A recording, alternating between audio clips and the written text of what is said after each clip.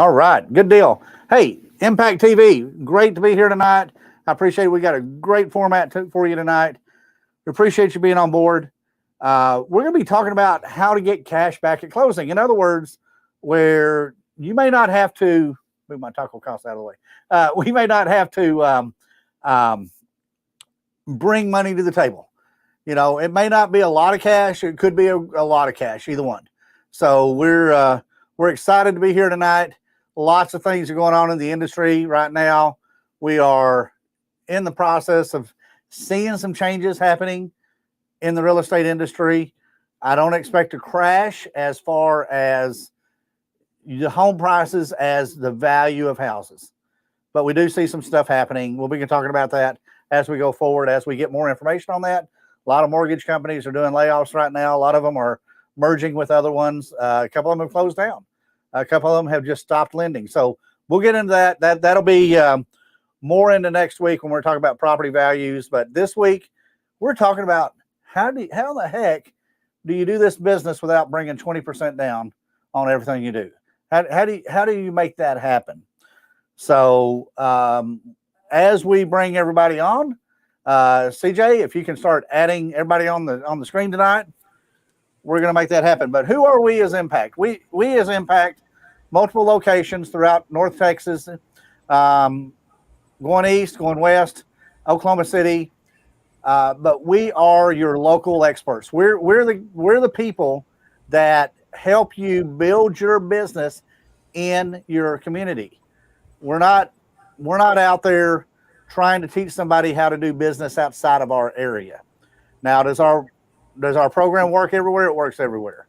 But our expertise is we know the movers and shakers. We know who the repair people are. We know who the title companies are.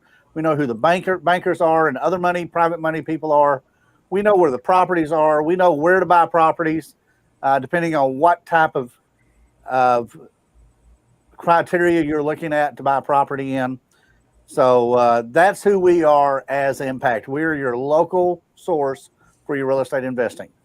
Our locations hold a meeting once a month. Some meetings are on weeknights. Some of them are on Saturdays. You can go to the bottom of this YouTube channel, and it will give you some information about where our meetings are. You can also go into realimpacttraining.com, and it'll show you a link there for our meetings, and you can look up and see where your local meetings are at. So with that, let me introduce everybody on this call tonight. So Karen Maxwell, she's not only with corporate, but she has Impact Plano, which is actually Plano Allen area up there. That she holds a meeting the first Saturday of every month. Then we have, hello Karen, how are you? I'm good. And then we have Doug and Renee Toon. They are in Longview, Texas, and they cover a huge area out there in East Texas. But their meetings are the second Monday of the month. Is that right? Yes. Second Monday of the month. So you need to plug in. So how are y'all doing tonight? Doing great. We're great. And guess what tomorrow is? Tomorrow is meeting day, right? Second Monday. Yeah. Short-term rentals, Airbnbs, right? That's right. Yes, sir. Which is a fascinating subject. Oh. And then we have Eric Short. Eric Short is Impact Grand Prairie, South Dallas area, and his meetings are once a month on the second Tuesday of the month. Tuesday, that's which is in correct. 2 days away. 2 days away. So, and 2 days. we also have a guest speaker to talk about short-term rentals as well. Oh. Lauren Brady, she'll be there. This apparently is short-term rental month, I guess. There you go. There you go. All right. Good deal. And then Tim Lockhart, Impact Wichita Falls and Impact Denton, Texas. And he does, well, tell us your meeting date. Sure, the second Saturday. Is that right?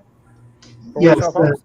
The Wichita Falls is second Saturday morning of each month. And then in Denton, it's the third Monday of the month in the evening. Gotcha. All right. Good deal. So you just had a meeting 2 days ago, yesterday. Just seems like 2 days to me. Yes. So, yeah. Yesterday. It was a really good meeting. We talked about short sales and how the market is changing. So it was really Then Tim's wife is a traditional mortgage lender. And then she also is involved. Tim and her also are involved in a investment lending company. They have Blazing Star. And so I get periodic updates from Gabi of what's going on in the industry, and it's interesting what's happening out there right now. People look, I don't know how you would put it, maybe got too big for the britches or expanded a little quick, trying to take advantage of where we were at a few months ago with the interest down where it was. But some interesting stuff. We're going to be building on that in the next couple of weeks, making that happen. But welcome everybody back from the 4th of July weekend. I think we have a cold front coming in on Tuesday, if I'm not mistaken. I think it's going to drop about 5 degrees, if I'm not mistaken. It may not hit 100. It may stick at 99. Yeah, it may stick right there at 99. There we go. So, but those of us that were here in Texas in 1980, we still haven't forgot about that summer. So that was brutal. And we survived. With this tonight, what's that, Karen? We survived. There you go. So those of y'all that are on the call, we appreciate it on there. If you're on YouTube, you can click on there and do the chat, and you have to subscribe to the YouTube channel. But we want you to ask questions in the chat. Let us know what you're thinking. We'd like to keep it related to closing deals and either not coming to the table with money or coming to the table and getting money as we walk away from the table. That's a great thing to do when you're buying property. So we'll be looking at that. But thank you all for being on here tonight. We have some great regulars that are on here, and then we have others that are on here that are just listening. So if you're on Facebook and this is Facebook Live, you can ask questions. They will appear on our chat if you're in the live portion of Facebook. So welcome everybody. Appreciate you being on here tonight. We're making this thing happen. So tonight we're talking about getting cash back at closing. Now, this is a technique that I've worked with for years. There's multiple ways to do it. You can do it with the seller giving you owner finance, and you can get creative on that. I might have an example later tonight of that if we have time for an Austin deal that we did. And then you can get it with having private lenders out there, private money, to do that on private money. We've actually done it with bank lending. It's a little bit more, a few more bells and whistles to go through on that. It's all about disclosure and whether or not the bank is approved to do that. And it depends on the deal that you've got, how good of a deal that is. So Karen, I'm going to throw it over to you, and let's talk about getting cash back at closing. All right, well, we'll get started. Good evening, everyone. I want to make sure that you understand that this is an open forum. Please feel free to drop your questions in the chat. Don't be shy, and we will do our best to answer them as we get to them, and I will do my best to keep an eye on that. Doug and Renee, how are some of the ways that you can think of that we can get money back at closing? Well, there'll be some things. You can Google this online and you can find some places where that's illegal. It's bank fraud. You can't do that, but that's wrong. You can do it. One of the ways that you can, well, of course, the money has to come from somewhere, right? So one of the ways is you can get it from your seller. Sometimes we'll do a sub-2, and the seller is actually giving us that house. Of course, we have to do we have to pay closing, but a lot of times I'll get that money from a private money lender or a partner. Right. Another way that you can get it, and we'll talk about, I'm sure we'll talk about this more, is rental deposits. So if you're buying a property from a landlord, you might get the rental deposits. Of course, that has to stay with the house, or closing credits, money that you borrow. In August, we're having Alan Cowgill, and I'm sure he's going to go over some ways to use private money as the way you buy your property. Mm-hmm. And that's how you can do it. And then you could wholesale it to yourself, or you could wholesale it to your partnership.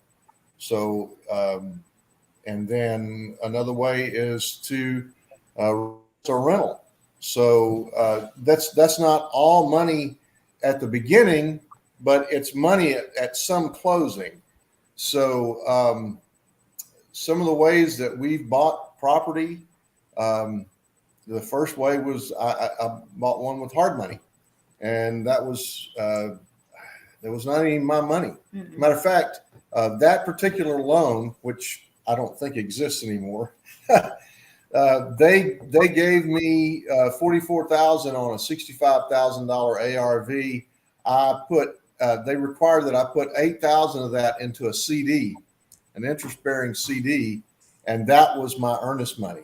So I don't think that you can get that anymore, but you never know. And we've also I bought houses, a lot of houses with private money, and of course, when you're doing, I do a lot of rehabs. I've done a lot of rehabs. I'm trying to get away from that, but when you're doing the rehab, well, I'm not paying myself as a contractor. I'm just doing the work, but you have to live on something. So the money that we borrow from the private money person, I'll borrow more than what I need to fix it up. And that's what I live on. Right. And of course, that is a loan, and that money is not taxable. So I don't get taxed on money from a loan, but I still get to buy groceries with it. So we've also bought houses with credit cards. That was not my money. Lots of ways to do it. Lots of ways to do it. So that's a few. All right, great. Well, thank you for all those little tidbits. We're going to go more in depth into a lot of these. Eric, can you explain to us how it works when buying rental properties and how you can get money back at closing specifically with those? Sure. Thanks. That's a great question. And Doug and Renee covered a lot of really good aspects of this.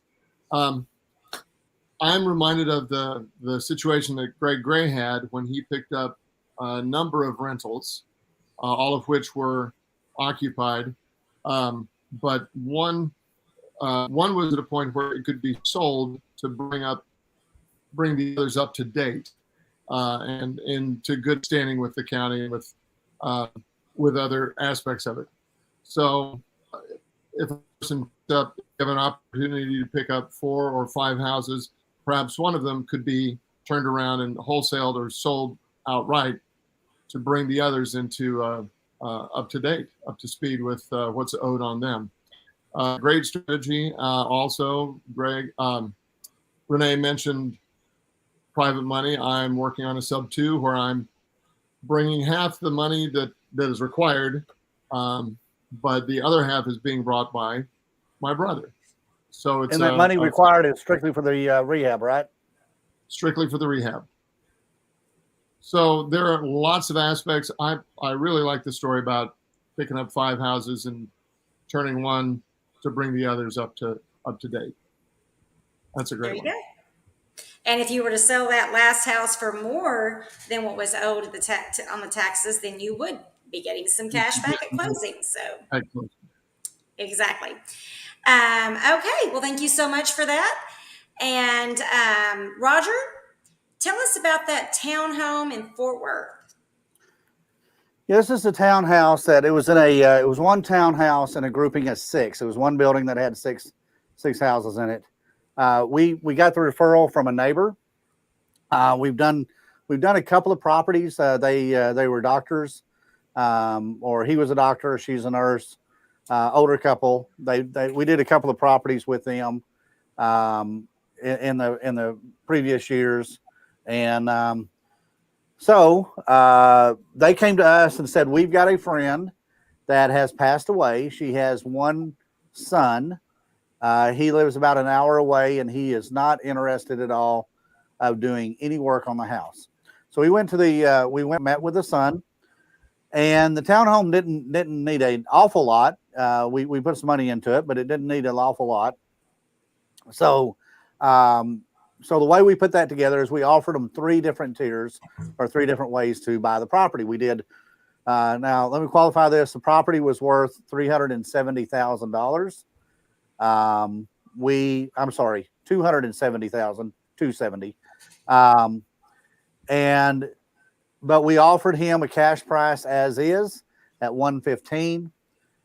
We offered him, if he were to sell it on the MLS, we gave him some estimates because we work with a lot of wholesalers of what they would pay. And they probably would have paid about 140 to 145. And then we came to him and we offered him 155 if he would owner finance it to us. So essentially, we did an owner finance deal. It gets a little bit more detail than this, but we did an owner finance deal at 155. I went to a private individual that wanted to invest in real estate, but he didn't want any hands-on. He didn't want to do anything. So I figured the estimated repairs on the property would be about $45,000. So he put in $45,000 in the deal. I put zero into the deal. We used the $45,000 to do a rehab. The rehab actually wound up being $46,500. We came to an agreed amount to pay the private individual that was loaning the private money. We do not pay a percentage of profit because my determination of profit and somebody else's determination of profit may be a little different. So don't ever want to go there. So I agreed to give him X amount of dollars in return for the $45,000 he was doing. We put a time frame together. The individual had a estate sale to get rid of all the mom stuff that he didn't want. We got possession of the property in about a month or about 45 days after we had met. We had about I'm thinking it was about a 30-day turnaround on doing the rehab of it, which was mainly cosmetic. It did have 2 living areas downstairs, and we made one of the living areas downstairs into a master bedroom because it had a private bath with it. And we had it closed. It took us a total of about 150 to 160 days to close. Now you got to understand, I put zero money into this deal, no money, and I walked away with $30,000 at closing. Okay, we only did one closing. We kept the property in his mother's name, went out and filed a lien on the property for $270,000 to cloud that property so he could not list it or sell it with another realtor or with another individual. And so, like I said, that's kind of how we structured the deal. We didn't pull it out of his name, and the reason we didn't is we didn't want the name on the deed to change. We didn't want it because when that happens, banks are wanting a seasoning period in there. They don't want to close fast. I thought we would have closed faster than we did, but we didn't because it took a little longer for him to do the estate sale. And then he agreed to pay all the taxes, insurance, and HOA up to the time that I got possession of the property. I agreed to pay that up to the time that we sold it. So the 2 months, whatever it took us to sell, 2.5 months, we agreed to pay all the taxes and insurance during that period of time. So we closed it. I got $30,000. I had not had to put one dime into the deal. And it's just getting creative. You got to look and see what the seller's looking for, and you have to look and see what you've got, what your availability is, or what you can dream up to do this. You know, our partner in this business, Dennis Henson, always says that all the money you need is available to you. Does that mean you have to work for it? Absolutely, you have to work for it. You know, you just can't. Nobody's going to knock on your door. You know, Ed McMahon is not going to knock on your door and say, "I've got X amount of money I'm going to give you because you're a nice guy or a nice gal." So you do have to go out there, build a plan, work on that plan. It's always good to work on your own credit. Always good to work on your own savings, so you can show people that are loaning money to you that you're responsible for the money. So, but on the townhouse deal, it was a great deal, $30,000. And we just made it happen. So Awesome. Karen, there you go. Throw it back to your court. Great. Thank you so much for that little story. Doug, how does the BRRR method work? when, as far as getting your cash back that you put into a property. So you've already closed the first time and either bought the house either with private money without, but obviously if you can't do it the first time, how does it work the second time you close on your refinance? Well, there's a way that it works, and then there's a way I prefer it to be. But the B is buy. So this is where you make your money. So is it possible to buy a house at 50% of the ARV? Yes, it's possible. Absolutely. Is it possible to buy it at 40% or 30%? It is. It is. I bought a house at 5% of the ARV. 5%. So when you find good deals like that, the money just whoop, there you got money. When that's what you're looking for. Now it doesn't happen every day, but you have to make enough offers that it does happen. So you can force it to happen. So that's the buy. The rehab. I've done hundreds of rehabs, and I know what they're supposed to look like. With my students, when my students come to me and we go through and we find them a property and they do the rehab, I'm going to see it. I'm going to help them work through that. But besides that, you're going to have to do a rehab. Now, you don't have to do like major renovations to get it rented. And with tax sales myself, I don't. I just get it where you can live in it. The next R is rent. So you rent that property, and I try to keep my places for 2 years. So at 2 years, I can make a significant amount of money in rent. And then the R is refinance. Now, when you refinance, you bought the property. If you bought it right and you rehabbed it without spending a boatload of money, and you rented it, and you made that money, and then you refinance it, you're going to be able to pull out more money and possibly use that to go buy another property. Or, I mean, as real estate investors, we have to buy groceries and pay gas prices and all that stuff. So it's necessary that we have the money. And then that last R for me can become an L. So I like to maybe have that property and go find a line of credit and use that money and be able to take it out, put it back in, take it out, put it back in, use it for closing costs and all kinds of other things, down payments. And then I'll owner finance it to the tenant, because there's no line of credit police that I'm aware of. So anyway, that's what we do.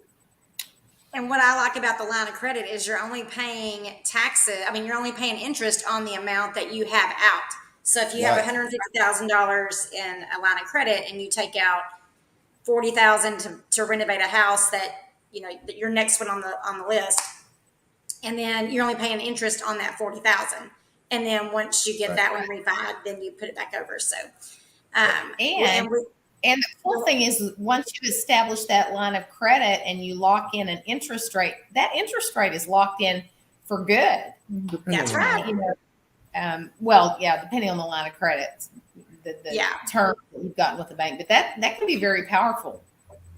It really is. And it's so nice to be able to just transfer money and then send that wire and get it done. Yeah, they give you a checkbook. So yep.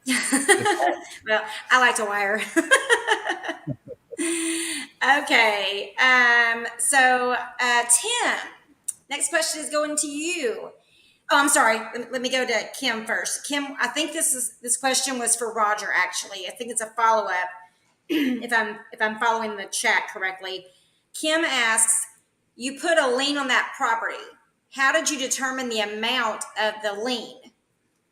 I think she was talking about where you said you clouded it with a $240,000 lien. Right. Well, and that was in negotiations with the seller. and I told him I wanted to put a lien on the property for the full amount of the value of the property. And I could have put a lien on there for $45,000 because that was my expense. I wouldn't have made any money out of it, but I could have put one in there for as low as $45,000. I would not have wanted to put one in there for less than $45,000. So, but that was just what I negotiated with the seller. I could have put $1 million lien on there if I wanted to, whether, it's kind of redundant to do that, but you can put a lien on a property for anything you want. And the process that we do that lien with is I had the documents drawn up by the title company to put that lien on there, and which was an option to contract essentially. And the title company filed it at the courthouse. Actually, the title company did not even charge me for that because of the amount of business that I do with that particular title company. It was a free deal. It was a very, very easy process for them. I think it probably cost them at the time $7 or $8. That's probably doubled by now. Just essentially, they have somebody that goes down to the courthouse and takes that piece of paper and has it stamped at the courthouse and recorded in the record. So, Kim, that's the easy way to do it. Title companies do it. Can you do a lien yourself? Absolutely. You go down to the courthouse, go down to the basement or wherever it is they do the property records at. You can show them a document signed by you and signed by the other party, the seller, and they'll attach that lien to the property to cloud it up. Good deal. There you go, Karen. There you go. All right. Good question, Kim. I'm sorry. What? I said good question, Kim. Oh, okay. I thought I heard Renee. Okay, Stacy has a question. Her question is, what's the best way to get lines of credit that you all have found? I know I have an answer for that. Well, I'll just throw in there, banks. And part of our training that we do is we teach you how to put together a package to go to the bank, a banking package. And once you put that package together, it is not unusual for us to have a student go into a bank, present that to the bank, which has all these documents in it, your business plan, they're going to want to know what you're going to do with that money. And then we always use local banks. You can use any bank you want, but it's about building that relationship and working with the individual, building that relationship and working with the individual. My banker, that we use a lot is went fishing with him not long ago. I'm not a fisherman, but we just talked. That's what we did is we stood on the dock and we talked while his son did the fishing. So, but it's building those relationships. It's building those that banking package that we put together. We put that banking package out there, present it to the bank. They look at it. That's what they're looking for. Not many people do that. Our last students that went to, or a current student, I guess, that went to the bank, made that happen. Got a $250,000 line of credit just right off that banking package. And we're not talking about that. People that had millions of dollars set aside. The people that have millions of dollars, they don't need to borrow money from the bank. They're not a bank's customer. Banks loan money to people that need to borrow money. So I drew that out a little bit, but there you go. Well, thank you for that. Tim, Tim, what did you have to add to that? Yeah, so I found that there's two different types of lines of credit. There's unsecured lines of credit and secured lines of credit. So I've got a relationship with a local bank, a state bank, has a few branches in the area. And they gave me a line of credit of 60% of the market value of a house that I had free and clear. And so that's an example of a secured line of credit. And that has been used for doing rehabs. It's been used for down payments, and all kinds of different things for other houses so that I didn't have to bring money to the table. There's also unsecured lines of credit that you can get from a variety number of banks, but one of the good places to go is a local credit union. Um, uh, and so credit unions are good for lines of credit as well.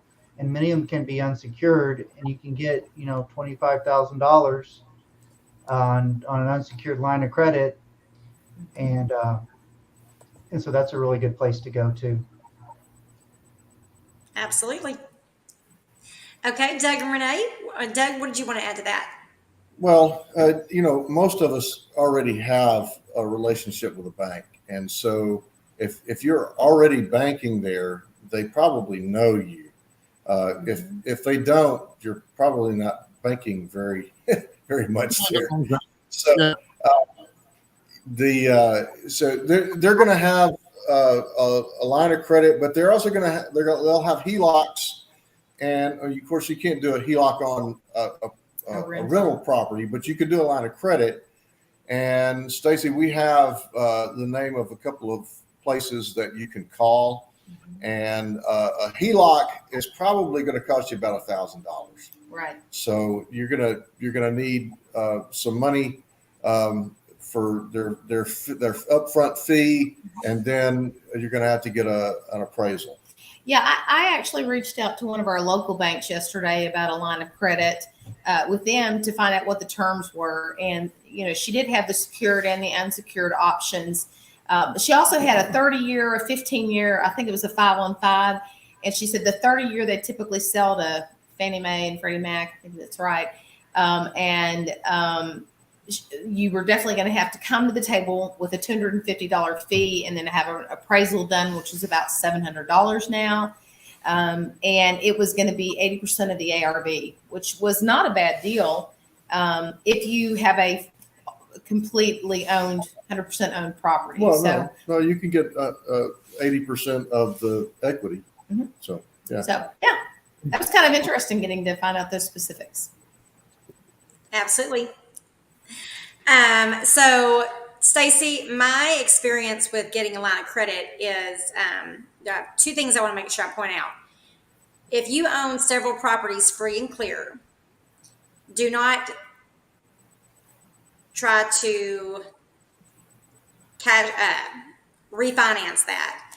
So what we did was we by itself, try to bundle them up. So you want to call your commercial lending department of the bank that you have a relationship with. And that's who's going to be hopefully doing your commercial loan for your line of credit. So what we did was we had 5 properties that we owned free and clear. They weren't worth a whole lot. I think $65,000 each. And then we were able to pull 80% out of those because we bundled them together and pulled out 80% of that.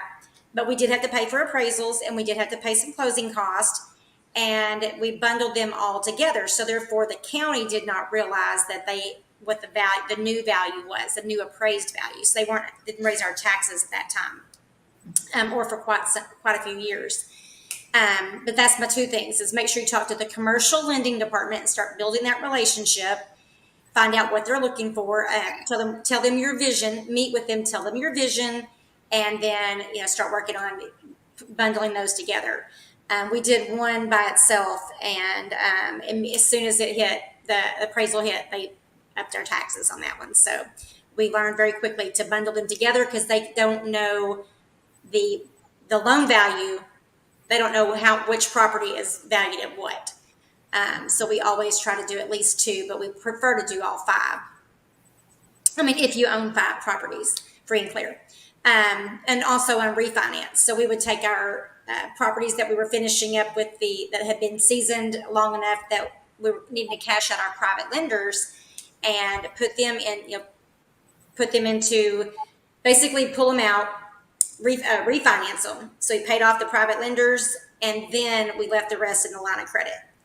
Played the line of credit back with that, and then just kept playing with that money over and over again, rinse and repeat. Okay, I think we got all those. So Tim, the next question is for you. How about when working with partners or private money lenders? How does getting money cash back at closing work, or not having to bring any money to closing work with that? Yeah. So um, um, one thing that we teach, if anyone's ever seen our money ladder that we talk about in our training, is to be able to put together multiple sources of money. So it doesn't all have to come from the same place. And so uh, if you're going to a lender, um, say a commercial lender, a local bank, or a credit union that requires 20% down, that doesn't have to be from you. It could be from a private lender, who could be a friend, maybe um, um, maybe somebody that has money in a Anytime. 401k from a previous employer that's just sitting there, and they could redirect um, um, that money, or even equity partners can come in. So say you um, have a house. Just keep numbers simple. $100,000 house, and and say you're going to buy it for 50, and you have $20,000 in repairs. So you're $70,000 into the deal, um, and and say the lender needs 20% of the purchase price, which is the 70,000. So they need $14,000, and then they're going to fund the 20,000 for the rehab, and they're going to escrow that money and give it to you as you complete the project. Well, that $14,000 doesn't have to come from you. It could come from a private lender, and you could even get somebody to maybe fund a little bit more than that. Maybe you get 20 from somebody else. You do the down payment of 14, and then keep the rest to start the project. Yes, sir. Absolutely. We did one with a private lender, and we didn't have to bring anything to the table. The lender paid all of it, and so it worked out really well. Okay. So the next question is for me. It's about wholesaling and how we wholesale to ourselves and make money there at closing. So in my experience, for years, we were wholesaling, and then we were pick and hold, like cherry pick the best ones to keep for ourselves, or the ones that were subject to, that we could get into for really low money down. So we wholesaled 4 properties to hold the 5th one was our plan. But then we started getting so many good deals, we couldn't pass them up. So then we had all deals and no wholesale fees. So we didn't make any money, and you can't sustain that. So we had a problem, cash flow problem. So I talked to my mentor, and my mentor said, hey, wholesale them to let your wholesale company wholesale the property to your buy and hold company. So that's what we did. Our wholesale company got the property under contract, and then as soon as we knew that we were keeping it, it would immediately assign it over to the buy and hold company. The contracts would go to the title company just the same as any other time, and then the buy and hold company paid for the wire to fund the deal. And then so our wholesale company would get that $5,000 or $15,000, depending on how good of a deal we had it, that we bought it at. So that's the one way we like to do that. So don't forget that you can wholesale it to yourself. Definitely want to check with your CPA. We are not we are not tax professionals, and we are not definitely not attorneys, but definitely you want to run your business in the way you plan to do things by your CPA, by your tax preparer, whoever does your financial planning, and that you rely on. Make sure you check with them to make sure you're doing it the right way. Okay, last question. Roger, do you want to talk to us about the Austin deal? Yeah, it's Austin deal is great. We had a student came to me. He had an opportunity to pick up 12 properties. They were all free and clear, owned by one individual who wanted to get out of the business. He was an older gentleman, just wanted out of the business. He wanted $975,000 for the package of 12 properties. They were various styles of houses. And a few of them were smaller houses, 1 bedroom, 1 bath. 2 or 3 of those were very small houses. So the student and I talked. The owner wanted. At first, he said, "I don't want to do owner finance." That's kind of a standard phrase people say. I don't want to do an owner finance. But if you sit down with them and say, you really need to talk to your CPA, your tax guy, and kind of see what you're liable to be running into if you sell that as a package deal. Make sure that you're prepared and you know what you're going to be up against on that. But here's what we did: is he wanted $975. We came in and offered him, if he owner financed it, we'd give him $70,000 down, and we'd pay him $1.2 million for that property over a 10-year period of time. So, or an amortized loan, and that's what he would receive in 10 years. It still gave us a tremendous cash flow, but instead of giving that interest to the bank, we offered to give it to him. Okay, so the $70,000 was not going to be a problem as a down payment, but we didn't want to use our own cash to do the down payment. So what we did is we put together a plan. One of the houses was empty. It was worth about $125,000 the way it's set. We found a buyer for it. And the day we closed on those 12 properties, we carved out that one property and closed to another individual at $125,000. We used $70,000 out of that $125,000 to give him his down payment, and we walked away with about $50,000 in our pocket. So that's how we did that Austin thing, thinking outside the box. You got to understand, the first thing the guy said, I don't want to do owner finance. But then when you go over what, I can give you that money, or I can go ahead and give it to the bank. What would you like me to do? That normally wakes him up. Another thing that woke him up was understanding where he was going to be at regarding his tax situation. And he didn't have any other write-offs. He didn't have any other ways to divert that money. He wasn't doing a 1031 exchange. So it was best for him to go ahead and do that. He wanted to have this taken care of in writing. So if something happened to him, his kids wouldn't be butting heads on his estate and wind up losing everything he's ever built, which happens really often. So, but that's how we did the Austin deal. It was great. It was fun. We made it happen quick. We had it closed in less than 30 days. He got what he wanted. We got what we wanted. And there we go. Awesome. Thank you so much for that. That's a great story. Use what you have. Right. Absolutely. The last comment is just that Stacy would like to go with Doug and Renee to the next auction. So make sure y'all get with her and let her know whenever y'all are going to be going to the auction. She wants to go. She and I talked about that last month. So, okay. I think that about wraps it up. If nobody else has any questions, we're going to go over our housekeeping, our special events coming up, and our announcements. Roger, would you like me to talk about the getaway? Well, why don't we talk about Alan Cowgill first? Okay. All right. And do you want me to bring that up, or you want to talk? Or you go right ahead. All right, good deal. All right.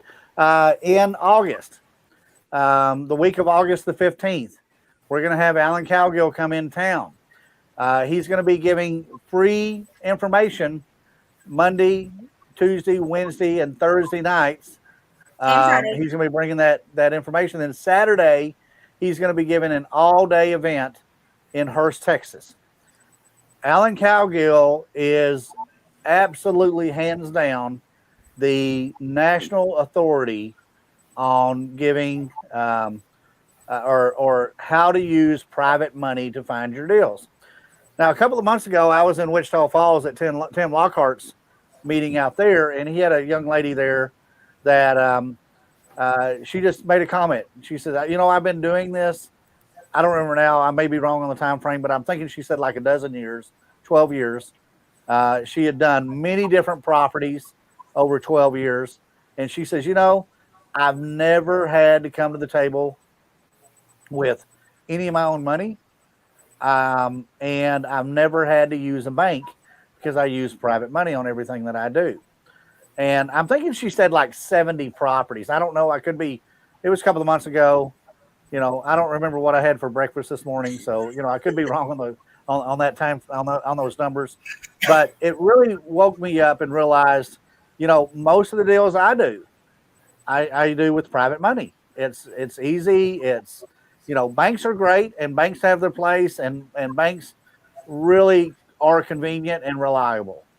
Private money, I've only used 3 different sources for private money over my lifetime, and one of them, the gentleman has passed away, so he's not a source I can use anymore. But uh, private money, Alan Cowgill, August 15th in Arlington, which is on Monday, Tuesday, August the 16th in Wichita Falls, Wednesday, August 17th in Waco, Thursday, August 18th in Longview, and Friday, August 19th in Denton. And then for $45, we have the event that we're going to be doing in Hurst, Texas. You can go to realimpactevents.com to see what we have there. But Alan is just absolutely the authority on private money. He has a great program out there. He's going to give us a ton of information. It's an all-day Saturday event, $45. That includes your lunch that we'll be providing. That includes all the workbooks and everything that he uses for that event. And talks about where you can take your next steps and how you can get really, really good at finding private money.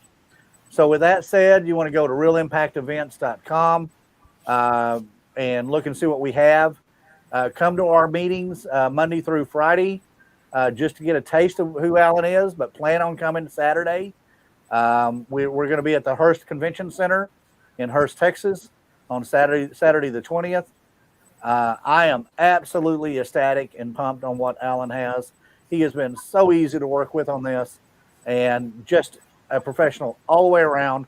We're going to be having Alan in a couple of weeks on our Sunday night call to kind of go over, we're going to have him go over who he is and what he does and an introduction. And you want to bring your questions. You want to be on that call. Just absolutely ecstatic of what Alan has to offer. So realimpactevents.com. You want to look at that. You want to see who Alan is and what he does. And you want to plan on being at the meeting closest to you during the week, but you absolutely need to plan and carve out that day to be there on Saturday, the 20th, because the information and Alan doesn't come in town much. He doesn't. First time in quite a while I've seen him anywhere near Texas. He's out of Ohio, I believe it is. But we want to get out. We want to get you in front of Alan. We want you to see what he has to offer. Karen? Absolutely. I wanted to add, private money is one of the things that people come to me all the time about. Like, how do I get private money? Hey, is this legit? And anybody soliciting you on Facebook that you don't know, dude, it's probably a scam. And it can really waste a lot of time and energy. I got my most recent private lender from Facebook, but that's because we have a relationship on Facebook. He and I have been around the same circles for a while, so we both knew each other were legit. And I didn't have to fill out an application, and I didn't have to pay any upfront fees. But I'm so excited to be able to hear Alan speak, and because this is the one thing. How do I get private money? How do I get private money? And I just can't explain to people enough how important relationships are. And so invest in yourself, people. Invest $45 to come spend the day with Alan so he can tell you exactly how to do it. Because I know everybody needs money. And private money is the way you want to go. Okay, so mastermindgetaway.com. We are going to Cancun for this year, for the 2022 season. We are going to Dreams Jade Cancun. That is so hard for me to say. We are going September the 21st through the 25th. The cost is only $1,195 for 2 adults and up to 2 children under the age of 12 or 12 years and younger.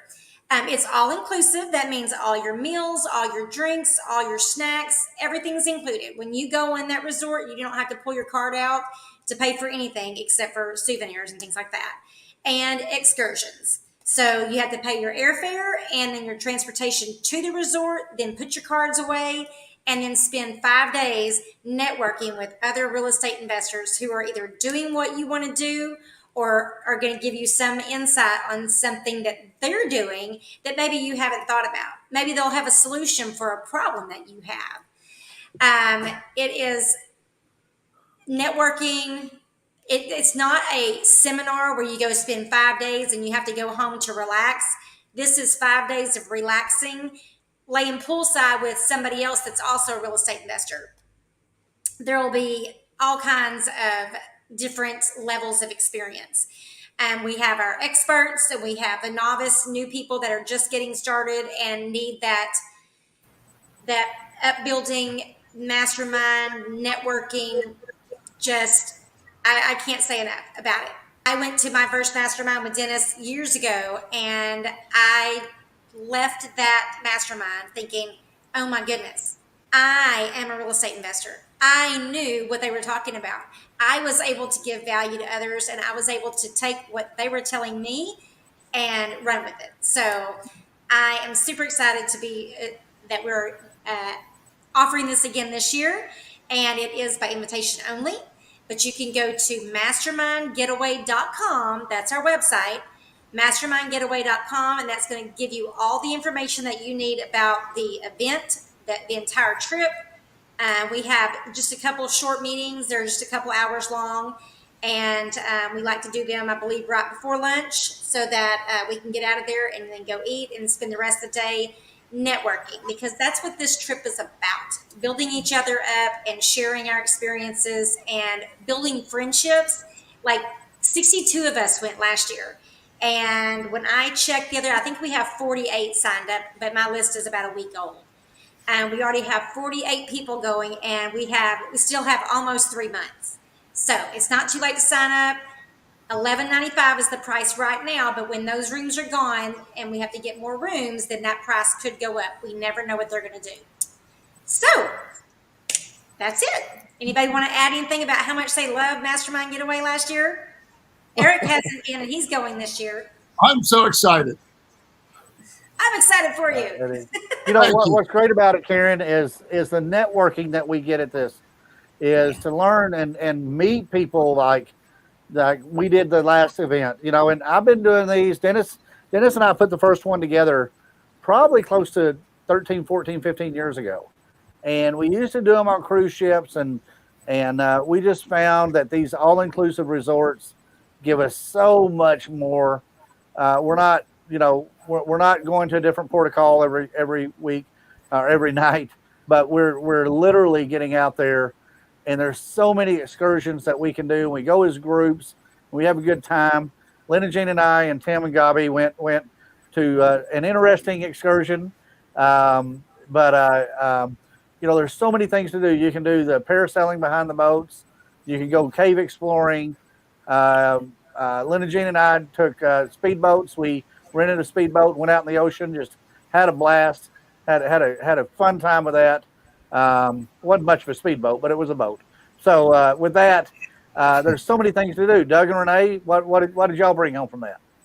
Well, I mean, what I was thinking is that you all need to go to the Alan Cowgill class and then go to Cancun. There's going to be people there with money. That's right. Those people have money. I mean, how many people in this podcast have $1 million in assets, you know? And it's a tax deduction, because there's no way that you can say that you went to Cancun for 5 days with us and didn't talk about business 24/7, Right? Except for when you were sleeping. Yeah. Check with your tax preparer. Check with your CPA. So. And I think one of my favorite parts was just the relationships, the friendships that we got to make. And you get a chance to hear the wisdom of people who are farther down the road than you are, and you're going to learn some things that you didn't know. So it's just a great experience all around. Look what we learned from the 25-year-old, Bryton Godwin. He went on the trip last year, and I would have never thought that we would have learned as much from him as we did. And then he just started talking, and we're like, oh my goodness, you're doing what? And you're at how old? Couldn't believe it. So That's crazy. I love hearing inspirational stories like that. So, all right. Absolutely. Well, that's it. That's all, folks. Good deal. Thank you all for being on here tonight. Next week, we're going to be talking about determining property values. Then after that, we're going to be having Alan Cowgill for a couple of weeks. So determining property values next week. That is always a stumbling block for investors and for new investors, seasoned investors. We get it down. We get to the point we can look at a house and we know the value, we know the repairs, we know what we need to do. We don't need to spend hours working on it because it's in our target area, in our farm area. So determining property values next week. We're going to be, like I said, we're going to be working with that. So we look forward to seeing you there. Thank you for being on here tonight. Thank you for watching this as a replay. And we will see you Sunday night at 7 p.m. Everybody, thank you so much. We appreciate it so much.